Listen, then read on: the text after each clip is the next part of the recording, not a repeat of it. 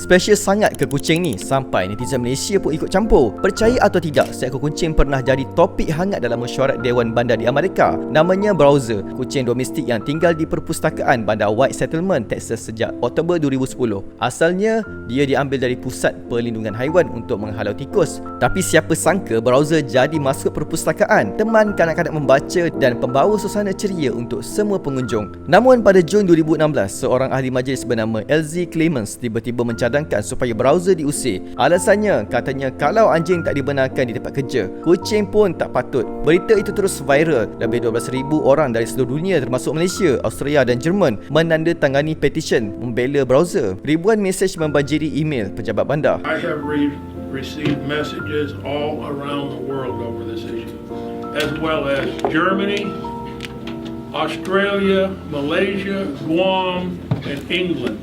Tekanan awam makin kuat sampai Dewan Bandar terpaksa adakan mesyuarat khas. Akhirnya, Browser menang. Dia dibenarkan terus tinggal di perpustakaan dan bahkan diisytiharkan sebagai Library Cat for Life. Sampai hari ini, Browser masih di sana. Bukti bahawa kadang-kadang seekor kucing pun boleh menyatukan manusia.